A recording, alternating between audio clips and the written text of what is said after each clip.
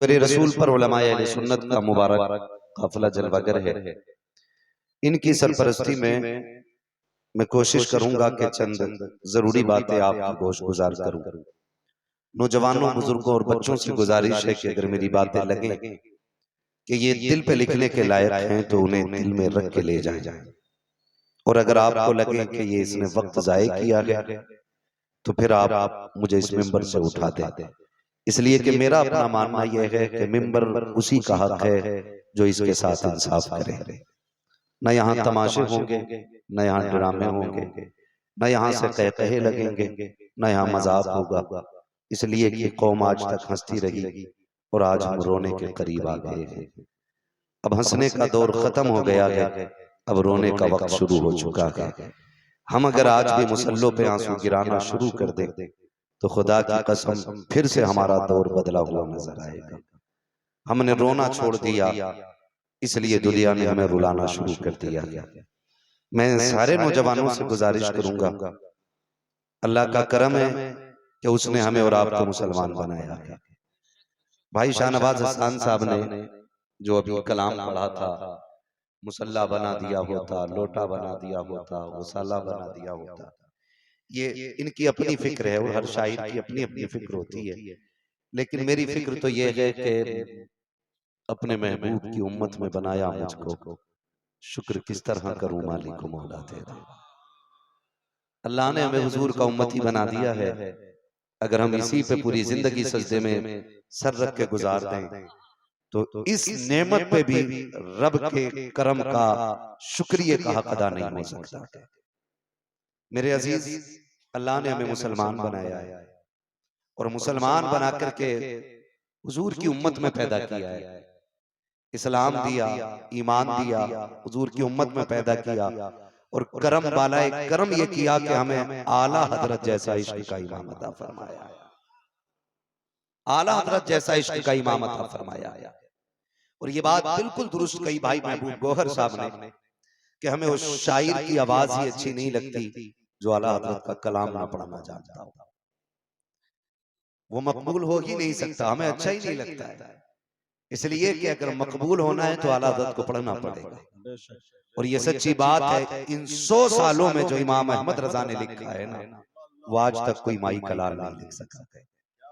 वो कहा था किसी ने कि मुल्के सुखन की शाही तुमको रजा मुसल्लम, जिस समत आ गए हो सिक्के बैठा दिए।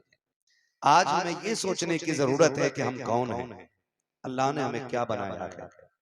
मैदान क़यामत होगा, हिसाब और किताब चल रहा होगा। हुजूर के उम्मतियों को गुनाहगार जो होंगे फरिश्ते जहन्नम की तरफ लेके जा रहे होंगे, तो कुछ फरिश्ते देख के उन्हें रोने लग जाएंगे। तो वो जहन्नम में जाने वाला बंदा देख के कहेगा रो क्यों रहे हो, जहन्नम में तो मैं जा रहा हूं। तो वो कहेंगे तेरे जाने से कोई फर्क नहीं पड़ता। का फिर रोए क्यों? कर रोना इस बात पे आ गया किसका उम्मती होके कहां जा रहा है, किसका उम्मती होके कहां जा रहा है। का रोना इस बात पे आ गया हुजूर का होके जहन्नम में जा रहा है, जिनके सदक़े में आज कुल उम्मतें बख्शी जाएंगी, उनका होकर के जहन्नम में जा रहा है। मैं पूछना चाहता हूं नौजवानों से, हमें हुजूर की उम्मती होने का शरफ मिल गया था, क्या ये कम था जो हमने मगरिबी तहजीब को अपना लिया? हमें हुजूर की गुलामी का शरफ मिला था, क्या ये कम था जो हमने तरक्की के नाम पे अंग्रेजों के दिए हुए तरीके को अपना लिया?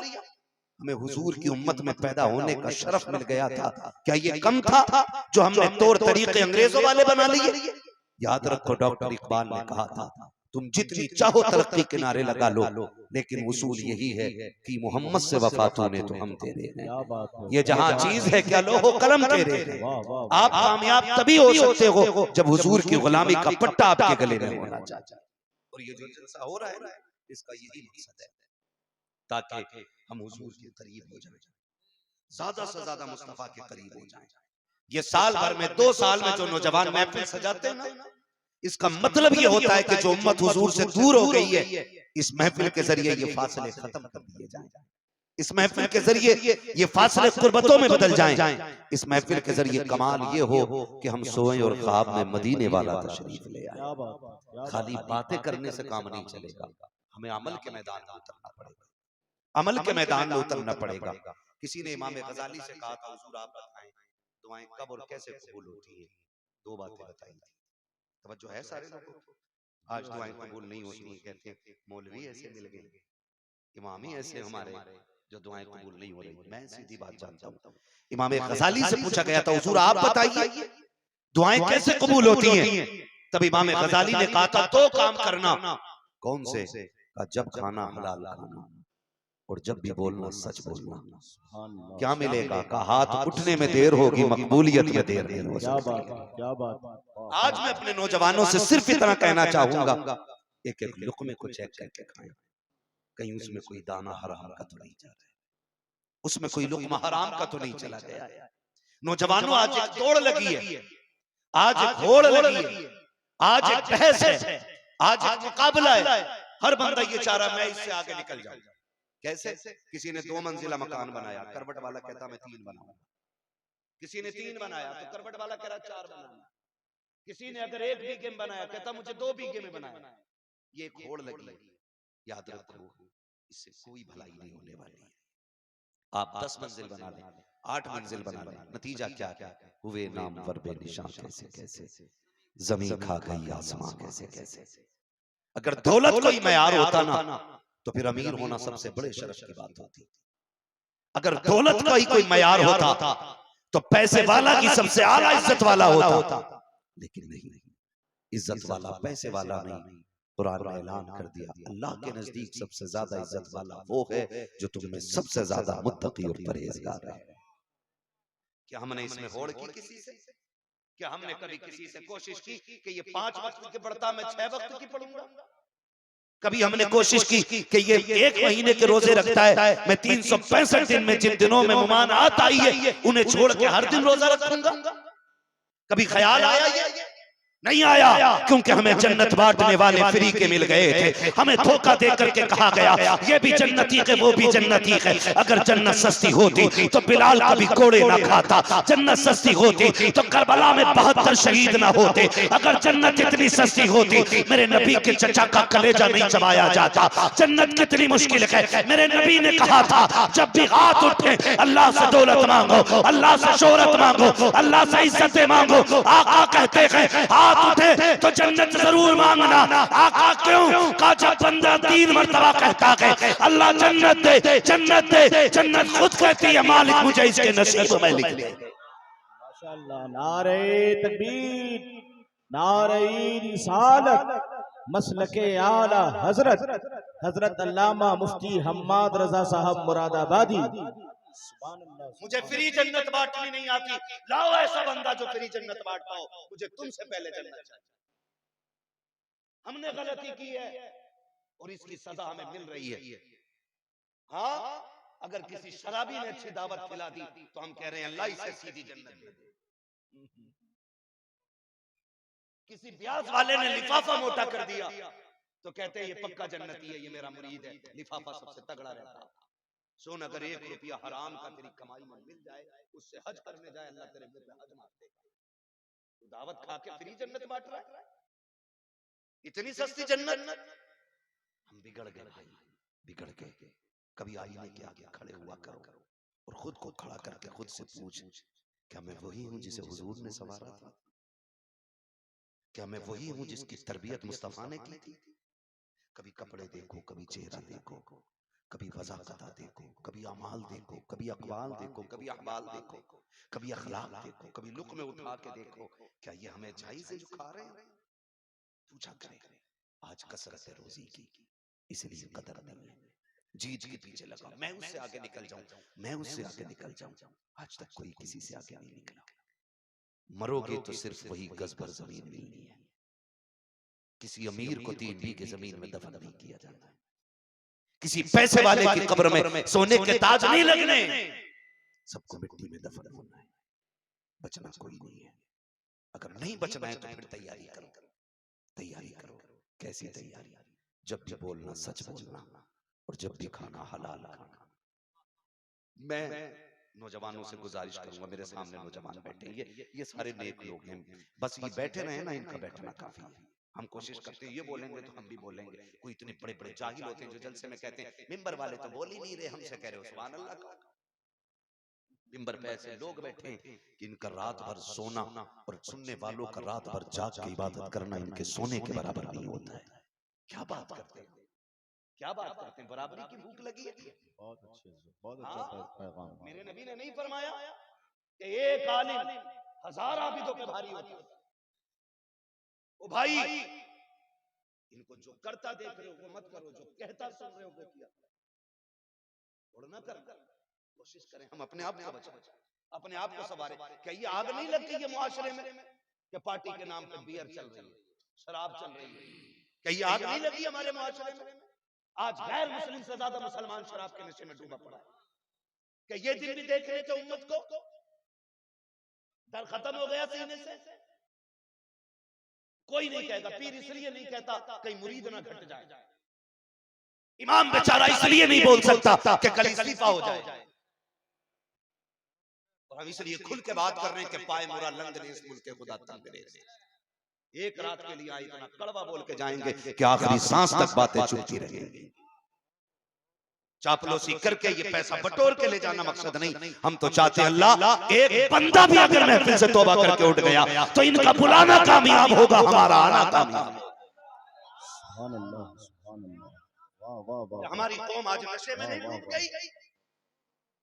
क्या हमारी कौम बियर के नाम पर नशे नहीं कर रही है? यार ये क्या का मौलाना तुम्हें नहीं पता, एनर्जी ड्रिंक मौलाना को नहीं पता, जबकि मौलाना जानता है कयामत कब आएगी। हाँ, मौलाना को ये पता है कयामत कब आएगी, दज्जाल कब आएगा, लेकिन इसकी बियर का नहीं पता मौलाना। मौलाना तुम्हें नहीं पता, एनर्जी ड्रिंक पी कितनी एनर्जी भरेगा, एक गुर्ज के मारे सारी एनर्जी मिट्टी में मिला दी जाएगी खबर में।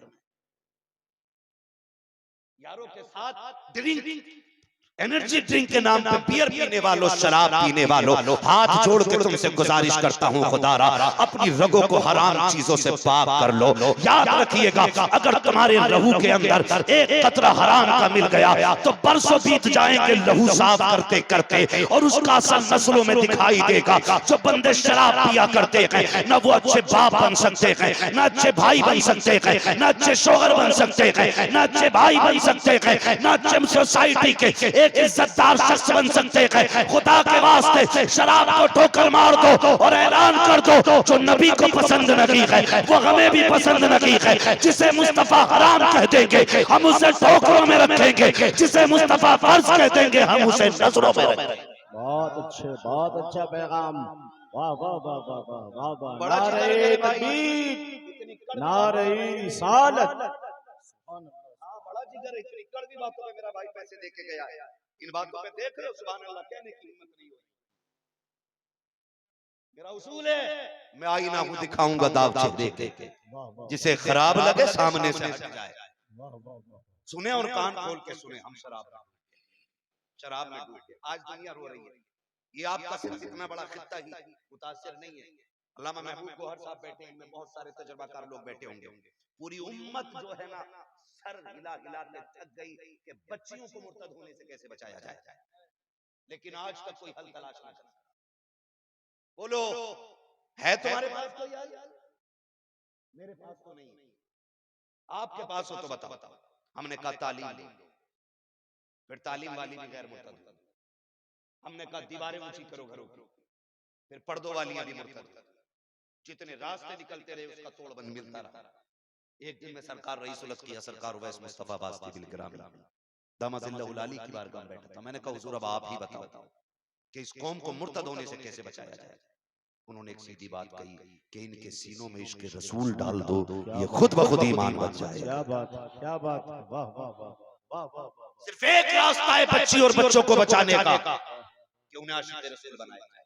बताओ जिनकी रगों में शराब का असर दौड़ रहा हो, इश्क किधर से आएगा? जहां लोग में हराम के खाए जा रहे हैं वहां नस्ल कैसे बचे?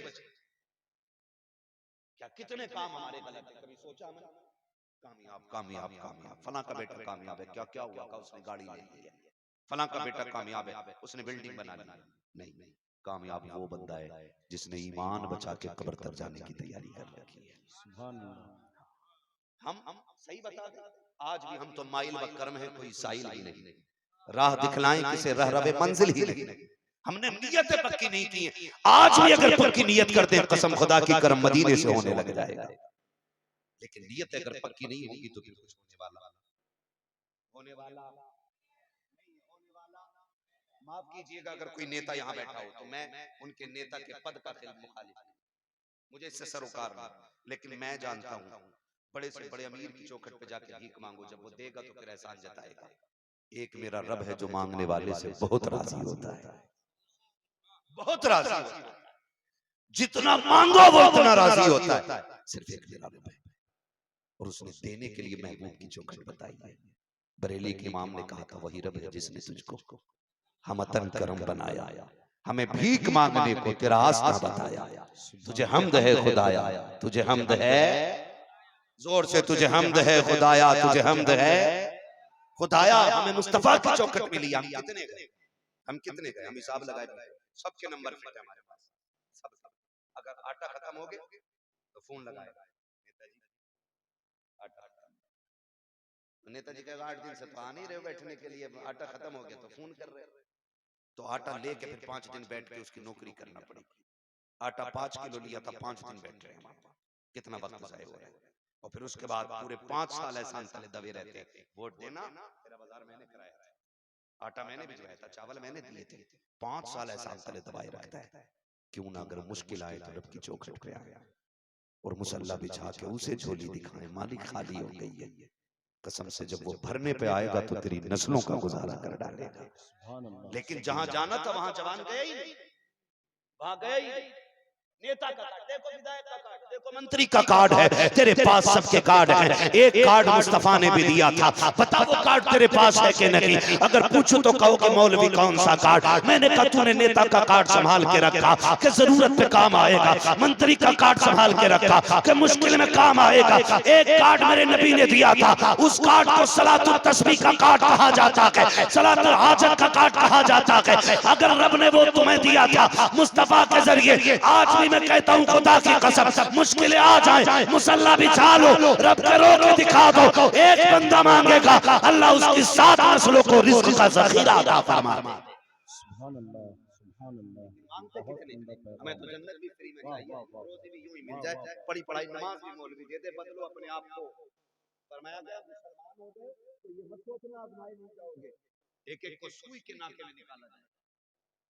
ये कुरान का फैसला, आजमाया जाएगा, हर तरीके से आजमाया जाएगा। आजमाइश की तैयारियां करें, आजमाइश होगी और हम आजमाइशों में चल रहे हैं, मुश्किलों में हैं हम अभी। इतनी मुश्किल आज उम्मत पे आके खड़ी हो गई है कि खुदा की कसम रोने के सिवा कोई चारा नहीं है। आज ये हकीकत है और यही कंडीशन हमारी है कि हमारे पास रोने के सिवा कोई चारा नहीं। आओ रिश्ते रब से मजबूत करें, रिश्ते रसूल से मजबूत करें। एक रात का जलसा करके पूरे 364 दिन फिर हम लापरवाही में गुजार दें, इससे काम नहीं चलने वाला, इससे काम नहीं चलने वाला। ये जलसे हैं, हो रहे हैं और होते रहेंगे। जलसे का फायदा ये है जितने इस महफिल में आ जाते हैं अल्लाह सबके गुनाह माफ फरमा दिया करता है। लेकिन फिर उसके बाद जो कल जो सुबह सूरज निकलने वाला है उसमें हमें अपनी नेकियों को बचा के रखना है। ये ख्याल रखना है, ये ख्याल रखना है, ये ख्याल रखना है। और कर्म देखो अल्लाह का, हुजूर की उम्मत में बना दिया, और क्या चाहिए था। कुछ नहीं लगा, ना तेल ना हल्दी ना फिटकिरी, मुसलमान के घर में पैदा हो गई। इमाम साहब ने कान में आके कहा मुबारक हो, हुजूर की उम्मत में पैदा हुआ है। इससे बड़ी खुशनसीबी क्या थी। अब हमें तैयारी करनी है। नौजवानों, हमें हुजूर का सच्चा गुलाम बनना है, उनकी गुलामी के पट्टे गले में डाल के घूमना है। हम फख्र से कहेंगे कि हम हुजूर से प्यार करते हैं, कहेंगे इंशाअल्लाह। हम किससे प्यार करते हैं, किससे प्यार करते हैं, किससे प्यार करते हैं। और खुदा की कसम जितना हुजूर ने उम्मत से प्यार किया है ना, उतना किसी ने किसी से प्यार नहीं किया। कोई माँ अपनी औलाद के लिए इतना नहीं रोई है जितना मेरा नबी उम्मत के लिए रोया है। कोई बाप अपने बच्चों के फ्यूचर के लिए इतना नहीं रोया है जितना मेरा नबी उम्मत की जन्नत के लिए रोया है। आज हमसे गलती हो गई। अमीन ने कहा ना, नहीं चाहिए हमें जन्नत, रख ले रिजवान अपनी जन्नत अपने पास। बड़ी जरूरत होगी। मुझे देखकर जहन्नम को भी आ गया पसीना।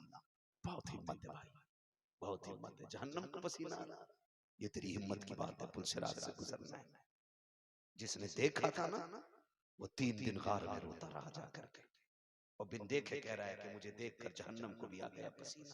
हुजूर देख के आए, हुजूर देख के 3 दिन रोए हुए, सर नहीं उठाया था सजदे से। आज हम कहाँ खड़े हैं यार, कहाँ खड़े, बदलो अपने रवैये। और हुजूर की गुलामी का दम भरो, हुजूर की गुलामी का दम भरो, ऐसे गुलामी का दम भरो जैसे फारूक आजम ने भरा है, जैसे मौला अली ने भरा है, जैसे उस्मान गनी ने भरा है, जैसा हजरत अबू बकर सिद्दीक ने इश्क किया है।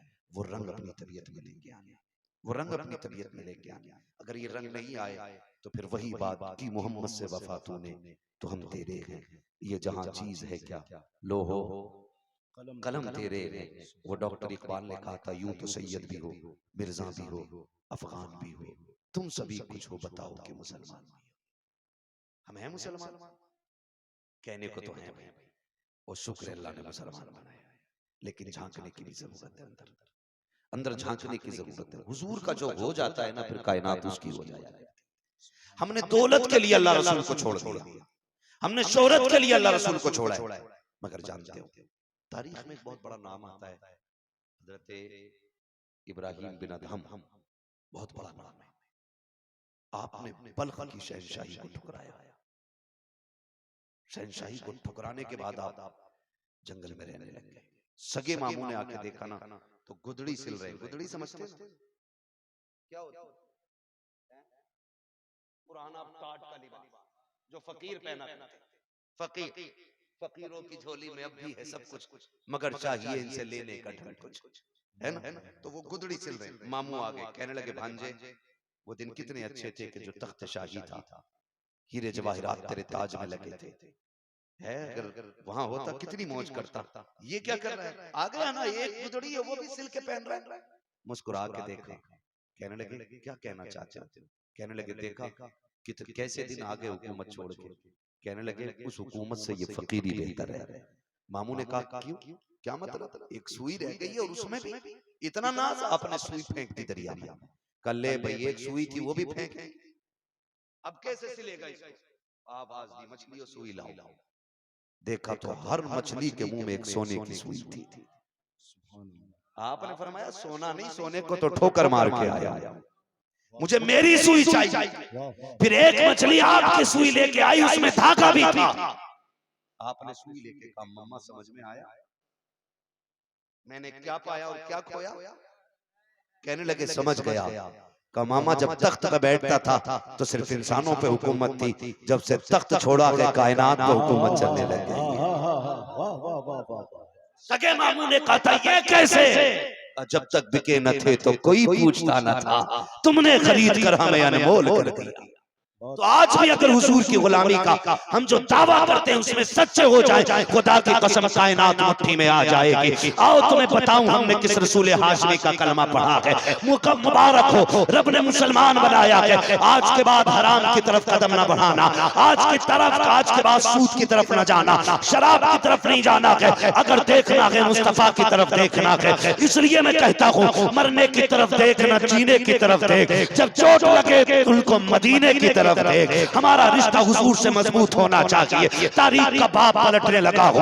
आप देखो रूम का बादशाह है, उसकी बेटी बिस्तर पे लेटी हुई है और लेटे लेटे अचानक सोते सोते मेरे नबी का कलमा पढ़ने लग जाती है। रूमी बादशाह ने उसको बाल पकड़ के उठाया, कहा तू क्या कर रही है? तू मेरे दुश्मन का नाम ले रही है, बेटी मेरी है। उसने कहा अब्बा छोड़ दीजिए, कहा ये कलमा छोड़ दे। बच्ची ने कहा जान जा सकती है, मोहम्मद का कलमा नहीं छोड़ा जा सकता। सुभान अल्लाह, सुभान आज अल्लाह। फ्री में कलमा मिल गया तो वाह वाह पढ़ने वाह भी तैयार वाह नहीं, वाह और चने वाह पड़े वाह। जाते हैं नतीजे में, उसमें भी कलमा पड़ता है तो बातें ज्यादा मिलाता, बातें भी ज्यादा मिलाता, यूं लोटे जा रहे हैं। सही बता रहा हूँ, सही हो 90% मेरी कौम को कलमा सही से याद नहीं। रो अपने नसीब पे, 90% हमें कलमा तक दुरुस्त याद नहीं है। ये हमारी कौम की कंडीशन है। आज मिल गया तो कदर नहीं। वो बाप बाल पकड़ के मार रहा है, किसका कलमा है? कहा मैंने महबूब का कलमा पढ़ लिया। कहा तुझे पता नहीं मेरा दुश्मन है? बच्ची ने कहा तूने देखा नहीं है, अगर देख लेता तो तू भी दुश्मनी भूल जाता। तूने देखा नहीं, वरना देखता तो दुश्मनी भूल जाता। खूब सताया, बच्ची को मारा गया, कहा कलमा छोड़। बच्ची ने कहा जान जाएगी, अब कलमा नहीं छोड़ा जाएगा। यहाँ तक के लोगों ने मशवरा दिया, वजीरों ने आके कहा बादशाह बात लगती है ऐसी कि तेरी बेटी पागल हो गई है, इसको किसी मियाँ को दिखाओ, तांत्रिक को दिखाओ, किसी झाड़ फूक वाले को दिखाओ। सारे झाड़ फूक करके चले गए, लेकिन किसी से कोई असर नहीं हुआ। उतरे कैसे? इश्क रसूल का जो नशा चढ़ चुका था, अभी से कोई तुलसी नहीं उतार सकती थी। आए आकर के लोग चले गए, बड़े बड़े तबीबों ने देखा, चले गए। जानते हो इधर बच्ची को पागल घोषित कर दिया गया, जंजीरों से बांध करके कमरे में डाल दिया गया। इधर आप देखें जुनैद बगदादी हज के लिए निकल रहे हैं। जब जुनैद बगदादी हज के लिए निकले हैं, गुलाम ने सवारी पकड़ रखी है। अचानक सवारी ने रस्सी छुड़ाई है और उस तरफ दौड़ने लगी है जिधर बच्ची को दीवाना पागल कह के एक कमरे के अंदर कैद कर दिया गया। जब उस सवारी ने अपनी रस्सी छुड़ाई है, लोगों ने तोड़ के पकड़ना चाहा। जुनैद ने कहा मेरी सवारी जहां जा रही है जाने दिया जाए। चलते चलते उसी रूम के बादशाह की सरहद में जुनैद बगदादी की सवारी पहुंच जाती है। जब ये सवारी पहुंची है, ईसाइयों ने देखा दाढ़ी वाला बंदा आया है, मोहम्मद अरबी का गुलाम लगता है, घेर लिया। कहा यहाँ कैसे आया है? कहा क्यों? कहा तुझे पता नहीं है यहाँ ईसाइयों की सल्तनत है, तुझे मार दिया जाएगा। मुस्कुरा के कहा औकात क्या है तुम्हारी मार सको? मैं उस रब को मानता हूँ जो जिंदगी का भी मालिक है और मौत का भी मालिक है। ये किसके जुमले थे? आज एक चाय पे बिक गया मौलवी, पार्टी बदल ली मौलवी ने। वो बैठ कर कहता मसलियत भी कोई चीज होती है चूरन चोर। जब मोहम्मद अरबी की बात होगी तो फिर मसलियत पे बात नहीं, हुजूर की इज्जत पे बात होगी। ठोकर मारते हम ऐसे मुल्ला और नेता को जो अज़मत मुस्तफा के आगे मसलियत की बात करे। अगर मसलियत मकसूद होती तो बिलाल कभी कोड़े न खाता। हमें मसलियत सिखाते, कौम को लूट के खा गए, चोरी की हद होती है और दलाली करते मिंबर पे बैठ के। नहीं मसलिहत है, जेब में रख अपनी मसलिहत, दो टोक बात कर हुजूर का है कि नहीं। बस कहा कि मुसलमान है गर्दन काट दी जाएगी। जुनैद बगदादी ने कहा औकात नहीं किसी की जो मेरी गर्दन काट सके। आया क्यों है? कहा खुद नहीं, मुझे किसी ने बुला लिया है। ये जुनैद बगदादी कह रहे खुद नहीं आया, किसी ने बुलाया है। कहा चलो इसे छोड़ दो। किसी ने कहा पकड़ो, किसी ने कहा जाने दो, फिर किसी ने कहा ठहरो बादशाह को खबर करो, मुसलमान सरहद में आ गया है। बादशाह तक खबर पहुंची, बादशाह ने बुलाया, बुलाओ कौन है? जब चेहरा देखा जुनैद बगदादी का तो देखता रह गया। कहा तू है कौन? कहा मैं रब का बंदा हूं। तुझे डर नहीं लगा मुझसे? कहा मैं सिर्फ अल्लाह से डरता हूं, और जो रब से डरते वो किसी से डरा नहीं करते। उसने कहा लगता है मोहम्मद अरबी के दीन का आलिम भी है। उसने कहा उनके दीन का खातिम हूं। का फिर कहा तुझे डर नहीं लगाते हुए मैं कत्ल कर दूंगा, तुझे मेरी सरहद में आते हुए सोचना चाहिए था। कहा जिसने भेजा है वो हिफाजत भी करना जानता है। उसने कहा बड़ी जुर्रत है। कहा ये जुर्रत हमने मोहम्मद अरबी के कदमों से हासिल की है। कहा कि मारा जाएगा। कहा जो हो कर, मुझे डर नहीं लगता। उसने कहा अच्छा बात बता, तुझे क्या आता है? जुनैद बगदादी कहते हैं जो किसी को नहीं आता वो मुझे आता है। उसने कहा अच्छा इतना पहुंचा हुआ सुन, मेरी बेटी पागल हो गई, उसका इलाज कर दे। अगर तूने उसे ठीक कर दिया तो तेरी जान बख्शी, और अगर ठीक नहीं हुई तो फिर तेरा सर कलम कर दिया जाएगा। जुनैद बगदादी कहते मंजूर है। फरमाया चल कहां तेरी बेटी? जब उस कमरे के पास लाया गया, सुने हुजूर की गुलामी क्या है। जब कमरे के पास लाया गया, कमरे का दरवाजा खुला। जुनैद ने कहा बादशाह और मैं आएंगे बस, और तीसरा नहीं आएगा। जैसे कमरे का दरवाजा खुला, बच्ची की निगाह जुनैद बगदादी के चेहरे पे पड़ी। उसने एक झटका दिया, जंजीरें टूट गईं, बच्ची उठ के खड़ी हो गई और कहती है अस्सलामु अलैकुम या जुनैद। जैसे इतना कहा कि जुनैद बगदादी के पैरों के तले जमीन निकल जाती है। हाय बच्ची तू ये क्या कह रही है? तुझे तो पागल कहा गया था, तुझे तो दीवाना कह रहे थे, तुझे दीवाना कह रहे थे, तुझे पागल बता रहे हैं, तू तो पागल नहीं है। उसने कहा जुनैद ये तो पागल है मगर तू तो मोहम्मदी है, तू तो मुझे पहचानता है। आप कहते हैं बता ये सब कुछ कैसे हो गया, तुझे मेरा नाम किसने बताया है? बच्ची ने कहा जुनैद जिसने तेरी सवारी को मेरी चौखट तक पहुंचाया है उसी रब ने मुझे तेरा भी पता बता दिया। वाह नारे तकबीर, जरा जोर से जवाब दे के बताएं नारे तकबीर, नारे रिसालत, तहफ़्फ़ुज़ नामूस रिसालत कॉन्फ्रेंस मसलके आला हजरत। वो जो है सारे लोगों को फरमाने लगे, जिसने तुझे मेरा पता बताया उसी ने मुझे तेरा नाम बताया। बादशाह कहने लगा, ये है पागलपन इसका। बच्ची कहती है, जुनैद इससे कह, अगर ये लड़ना चाहता है तो अपने नबी से लड़े, मुझसे क्यों लड़ रहा है? का क्या मतलब? का जुर्म मेरा ये कि मैंने कलमा पढ़ा है, लेकिन कलमा इसका नबी पढ़ा के गया है। मुझे ख्वाब में आकर हजरत ईसा ने कलमा पढ़ाया था। हजरत ईसा ने कलमा पढ़ाया, मुस्तफा का जलवा दिखाया। जैसे इतना सुना के बादशाह कदमों में गिर गया, कहने लगा, जुनैद अब ऐसे ना जा, बल्कि मुझे भी कलमा पढ़ा और मेरी पूरी सल्तनत को मुस्तफा का गुलाम बना दे। इसीलिए डॉक्टर इकबाल ने कहा था कि मोहम्मद से वफा तूने तो हम तेरे, ये जहां चीज है क्या लो हो कलम तेरे, ये जहां चीज है क्या लो हो कलम तेरे है। आपसे मेरी इतनी गुजारिश है भाई नौजवानों, लुक्मे हलाल करो, लुक्मे हलाल करो, सिर्फ लुक्मे हलाल करो। दिक्कतें आती हैं, मजबूरियां आती हैं, नेक काम करता है बंदा, अगर रब की राह में चलता है तो फिर आजमाइशें आती है। इसका मतलब ये नहीं है कि हम भटक जाएं, हम बहक जाएं, हम ब्याज लेने लगे, हम रिश्वत और सूद का बाजार गर्म कर दें। जब जब आपके पास कसरत से दौलत हो तब कहो अल्लाह तेरा शुक्र है तूने बेहिसाब दी है, और जब फाके होने लगे फिर भी कहो अल्लाह तेरा शुक्र है तू मेरी भूख में राजी है तो मैं तेरे फैसले पे राजी हूं। रज़ाक अल्लाह है, देने वाला अल्लाह है, वही देने वाला है। भाई जब भी आपको रब की बारगाह में हाथ उठेंगे ना तो फिर खाली नहीं रखे जाएंगे। करेंगे इंशाल्लाह, करेंगे सारे नौजवान इंशाल्लाह, रिश्ते रब से मजबूत करेंगे। ये जवानियां जो है ना, ये चंद दिन की जवानी। कितने दिन जवानी रहती है भाई? बड़ा बूढ़ा कोई बताए कितने दिन जवानी रहती है? कोई तैयार ही नहीं है बताने को भाई। 30 से 35 साल जवानी रहती है बस। अगर ये सोच रहे हैं मैंने कह दिया 30 से 35 तो लोग बुढ़ा तस्लीम कर लेंगे। 30 से 35 साल जवानी रहती है, फिर क्या है? बोलो, टेंशन ले रहे हो? बुढ़ापा बुढ़ापा, बड़े बूढ़े क्या जवानी, ये वो चीज है जो हर चीज का रंग बदल देती है। अगर इसको सही इस्तेमाल किया जाए तो ये वली बना देती है, अगर इसका मिसयूज किया जाए तो ये जहन्नमी बना देती है। इसलिए जवानों से गुजारिश है, रिश्ते रब से मजबूत करो, मुसल्ले पे खड़े होने के आदी बनो। जब दुनिया सो जाया करे तो उठ के मुसल्ले बिछा लिया करो, उठ के मुसल्ले। लेकिन एक बीमारी लग गई है, सारी तो बर्थडे मना रहे हैं, सारी आए दिन गुब्बारे फोड़ रहा, बुढ़ा भी केक काट रहा, गला कटने का टाइम है, हाथ नहीं चल रही, चाकू सीधा नहीं पकड़ पा रहा, केक काट रहा। 72 साल का हो गया, हवा निकल रही है दांतों में और केक नहीं रुक रहा है, केक काटेगा, मरना है। अब बाकी हमारी बहुत उम्र आ गई साहब, 80 साल के हो गए, बहुत नहीं आ गई है, अब बड़े नहीं हुए, छोटे हो गए, चंद दिन की सांसें बची, इसमें अल्लाह को राजी करें। नौजवानों अल्लाह को राजी करो, रब से मांगो। कितनी बीमारियां हैं, एक हंगामा मैशर हो तो भूलूं उसको, सैकड़ों बातों का रह रह के ख्याल आता है।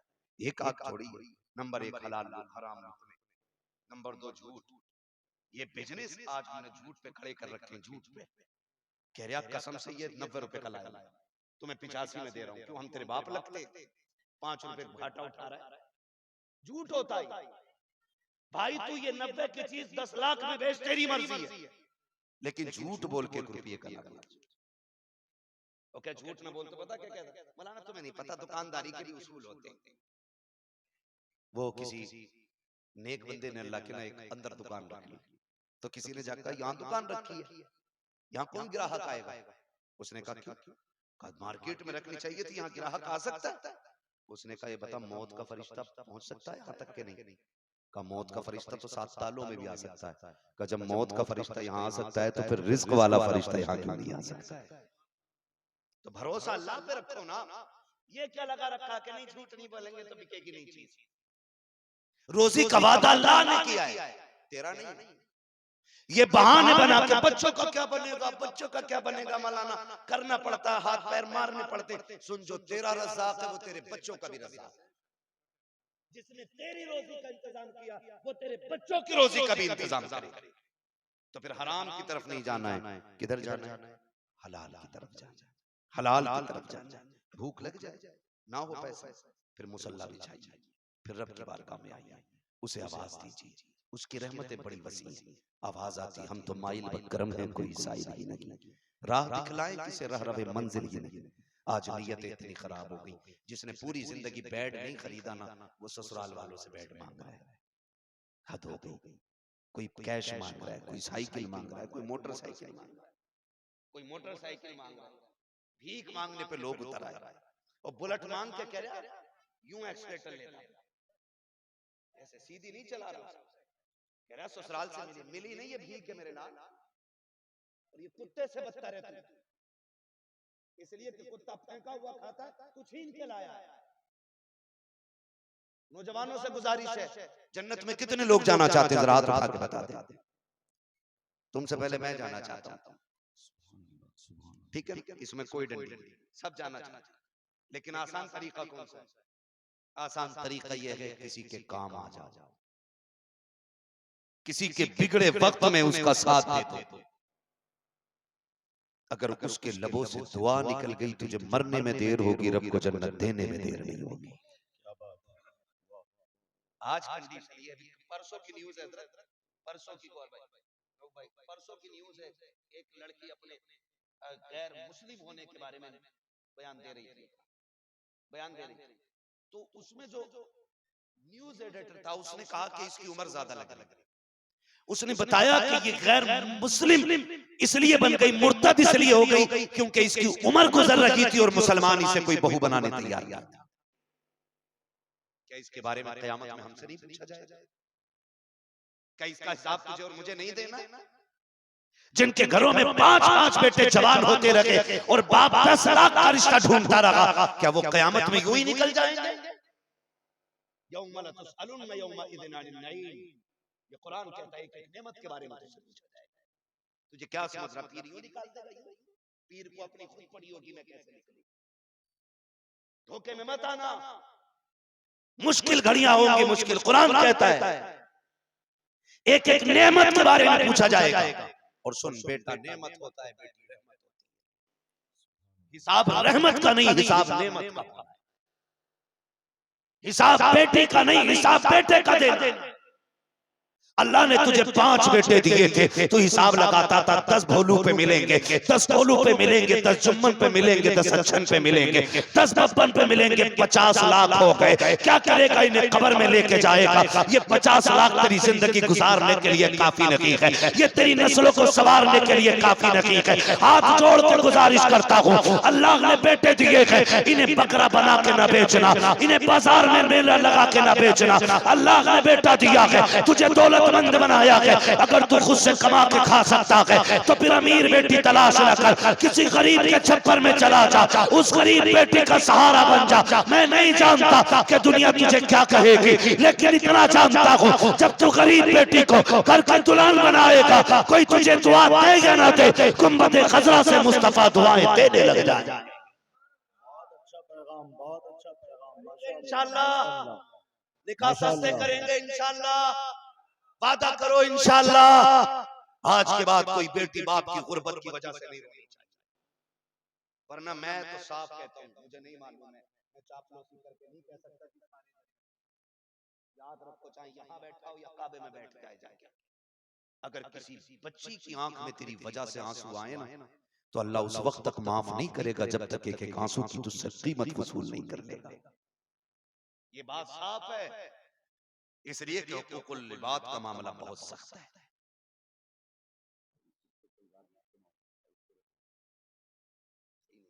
माशाअल्लाह, शायर हिंदुस्तान मद्दाह रसूल हजरत मोहम्मद अली फैजी साहब तशरीफ ले आए। आप सबको मुबारक हो, इनकी आमद पर खुशामदीद कहते हुए आप सब इस्तकबालिया पेश कर लें। नारे तकबीर, जोर से। जितने बड़े शायर हैं, जितने बड़े सनाखान हैं, उसी हिसाब से इस्तकबाल हो। हाथ उठा के बोलिए, नारे तकबीर, नारे रिसालत, मसलके आला हजरत हजरत मोहम्मद अली फैजी, तहफ़्फ़ुज़े नामूसे रिसालत कॉन्फ्रेंस, हजरत अल्लामा मुफ्ती हम्माद रजा मुरादाबादी।